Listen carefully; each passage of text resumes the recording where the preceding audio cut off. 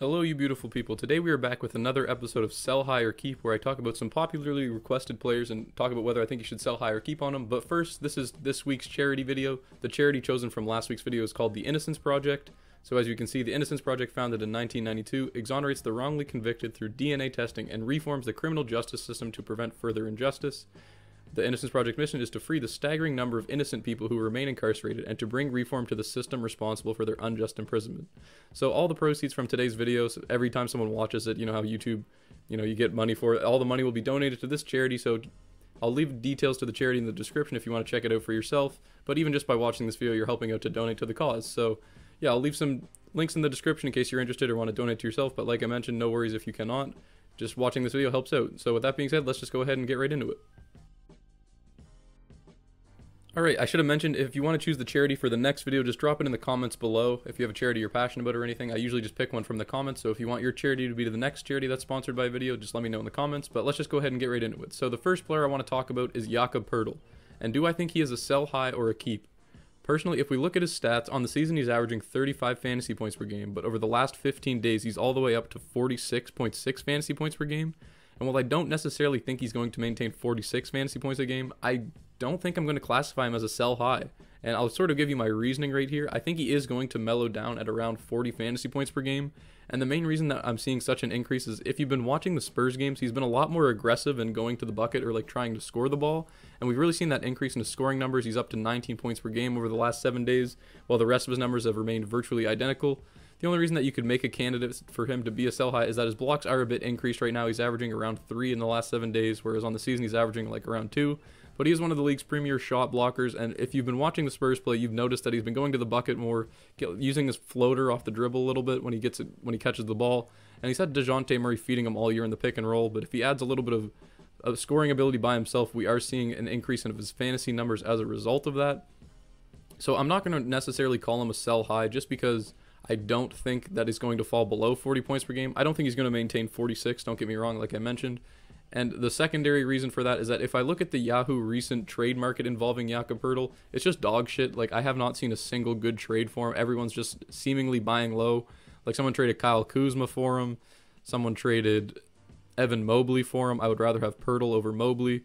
Someone has traded Kyle Lowry for him in a 1-for-1. Like, these are all trades that I don't know why Jakob Poeltl gets so criminally underrated. Probably because he's a Spurs player, I suppose. All the Spurs players don't really get that much love.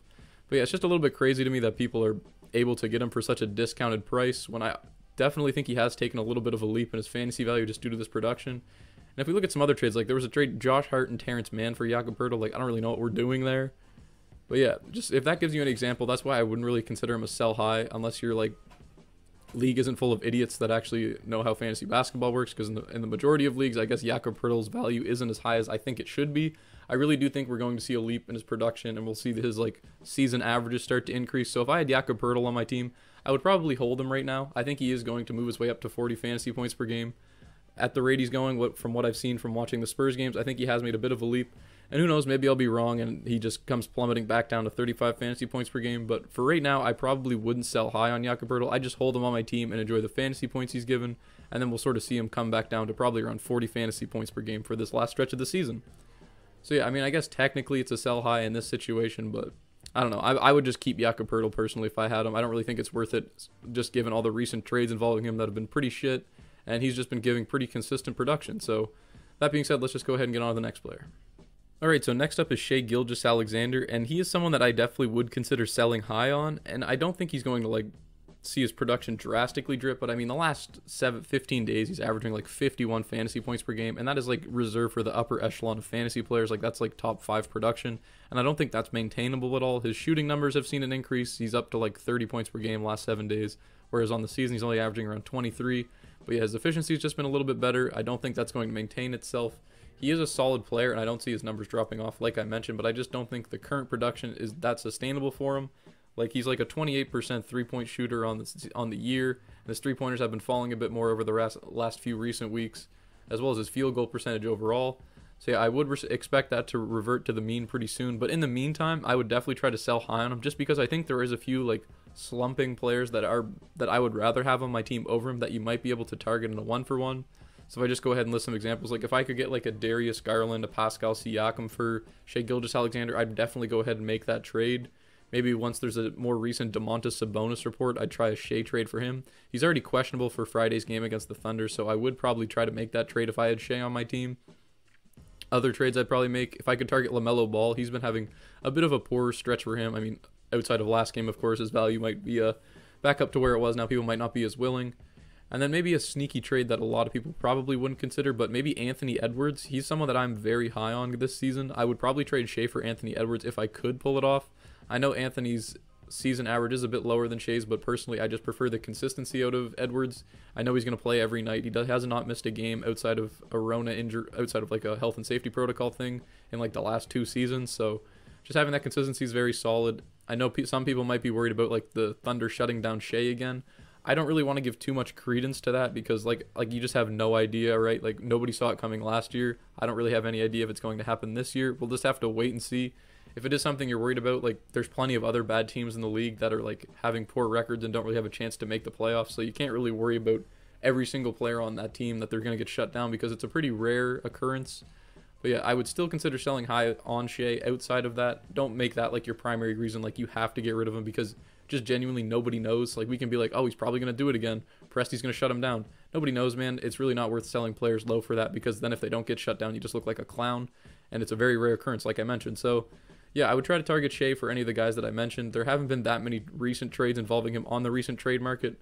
He was traded for Fred VanVleet, but it was with DeAndre Ayton, so I don't know what the hell's going on there. And he was traded in a 1-for-1 for Brandon Ingram, but I would definitely prefer to have Shea over Brandon Ingram, so I would try to trade for any of the targets I recommended, anyone approximately around their value. But yeah, hopefully that helps you guys out with Shea. Alright, so next up is someone I was higher on coming into the season, but as of now, I do not think his value is going to maintain where it is, and it's going to be Bam Adebayo, and a lot of people might find this one controversial because ever since he came back from his injury, he's been putting up around 40 plus fantasy points per game, but honestly, I just don't think that's that realistic for Bam to average this season. I really think we've seen a massive hit to his production with the addition of Kyle Lowry. I personally didn't think it would be that huge because, I mean, his assist numbers were still going to be like decent, but they just aren't where they were last season, which was providing him with so much of his fantasy value. But yeah, on the season, I really can't see him averaging higher than 35 fantasy points per game. Even with the points and the rebounds, it's just like his assist numbers are down to like 3 assists per game, and the last 7 days it's around 7 just because Lowry is out for personal matters right now, and he has not played a game with Lowry since returning to the lineup, and we have seen the increase in his value. Don't get me wrong, he contributes in the defensive categories as well, like the steals and the blocks, averages around 1 a game of each of them. But yeah, if he's only going to give you like 14, 15 points, he's averaging around 17 on the season, so I'll give him some credit. If he's giving you 17 and 10, and then like maybe a steal or a block, it's not like guaranteed per game. It's really not that much to produce for like 40 fantasy points per game numbers if he's not going to contribute in the assist column. And that's just not happening this season. Kyle Lowry, Tyler Hero, Jimmy Butler are all cutting into the assist numbers, very much affecting his fantasy value, and I just don't see him maintaining 41 fantasy points per game. So if I were going to try to trade him, I do think this is a good time to sell high before Lowry gets back into the lineup and he sort of falls back down towards like the 35-ish range. If we look at the Yahoo recent trade market involving him, there isn't too many good deals going on, as most of these are pretty shit, honestly. It's just like people screwing around or people just making dumb trades. But one I really do like is Bam for DeMar DeRozan. I would absolutely take DeMar in this case. I do think his value is more maintainable than Bam's is. Like I mentioned, just due to Lowry returning, I do think Bam's production is going to take a big hit. And then some other trades involving him, there isn't really much of note. There's one for Trae Young. You're not going to be able to pull that off. That's just stupid. Another one for Trae Young, him and Tyrese for Trae Young. I don't think you're going to be able to pull that off either. I mean, maybe you can, but I think that's a bit too much for Trae Young. And then there's one here for Anthony Edwards, pretty much mentioning him with every trade. I have him in a lot of my leagues, so maybe I'm a little bit biased, but I definitely would trade Bam for Anthony Edwards. I'd rather have Ant-Man on my team, like I mentioned previously, just a consistency, and I don't think Bam's going to keep up what he's averaging right now. So, yeah, hopefully that gives you guys a few targets. Like I mentioned, if there's any that I didn't mention, then join the Discord, ask a question in there for a trade involving Bam. People will give you feedback on it and everything. Really great community. I forgot to plug it at the start, so I'll just throw that in now. But yeah, I think this is a good time to sell high on Bam. Alright, so second last on my list is going to be Kevin Porter Jr. of the Houston Rockets, and I don't really think this one's to anyone's surprise. It's not like he's a massive sell high. He's only averaging around 36 fantasy points per game over the last 15 days, but we've sort of seen him string together like 5 consistent good games now. And if you had Kevin Porter Jr. on your team this year, you know how rare that's been to have a consistent string of performances out of this dude. He's been like the poster child of inconsistency for fantasy.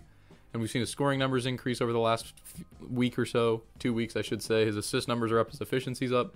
I don't think it's maintainable. He's just been too inconsistent on the year for me to warrant trusting that this is what we're going to see from the start of this. Like, at the start of the season, this is approximately what I thought he was going to average, but we've just seen too much inconsistencies throughout this entire NBA season for me to think that this is now going to maintain itself.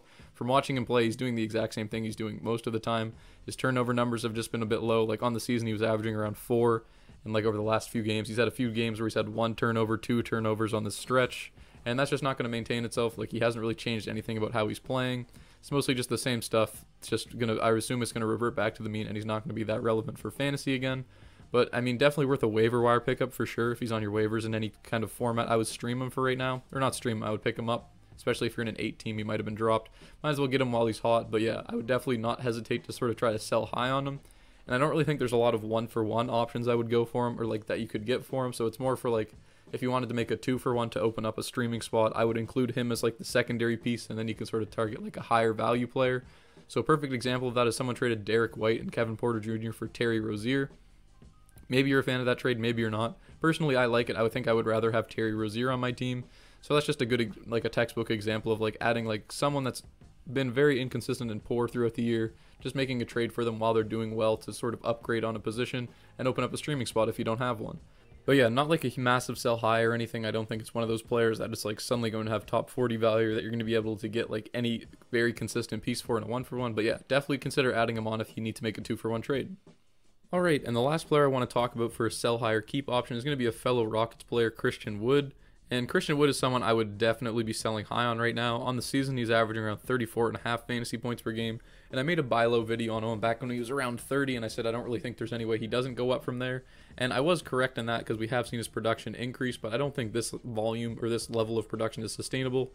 His 3-point percentage is the main culprit for this, I believe. I think I saw something shooting around 47% from 3 recently, so that's definitely going to revert back to its mean pretty soon. We're going to see his production sort of start to fall back down to where it was until then. But yeah, he's just been inconsistent all year. We have seen him work his way up, and I do think he's probably going to average around 37 to 38 fantasy points. But over the last 15 days, he's averaging around 43, and I don't really think that's maintainable. So I'd probably try to sell high while you can just to squeeze like that extra 6 fantasy points worth of value out of him. And another reason that I really wanted to put him on this list is because there have been quite a few recent trades involving him on the Yahoo recent trade market. I'll include the link to this in the description in case anyone wants to check it out for themselves. So it is kind of helpful. The only downside of it is that it doesn't really specify if it's a points league or a categories league, so kind of up for interpretation, but still a good metric just to sort of gauge players' value. There's a one where Christian Wood and RJ Barrett for Rudy Gobert. I think that's a fleece if you can get Rudy for that price. Another one is him in a 1-for-1 for DeAndre Ayton. I would definitely prefer to have Ayton on my team. And then there's 2 more 1-for-1s where he was traded for Terry Rozier and for Tobias Harris. I would prefer Terry Rozier or Tobias Harris in both of those cases. So I think that's pretty solid, like reasonable trades that I think you could pull off for Wood that I would consider you to be winning if you got the opposite side. So yeah, hopefully that helps you guys out in determining if he's a sell high or keep. Like I said, I think him and Kevin Porter Jr., I'm selling high on both of those Rockets players right now. They've been too inconsistent throughout the season for me to have any sort of like form of faith in them. So yeah, definitely try to sell high on both of them if you can. And that's going to do it for today's video. I hope it helped you guys out. Sorry it's a bit of a shorter one, a bit all over the place. Been out of the making videos game for a bit, you know, a bit rusty, but it's whatever. Don't forget to check out the Innocence Project through the link in the description if you want more information about the charity. And if you want to choose the charity for next week's video, then just drop a comment explaining what the charity is and why you want that one to be featured in next week's video. So that's going to do it for me today. Thank you guys so much for watching. And as always, I hope you guys all have a great rest of your day.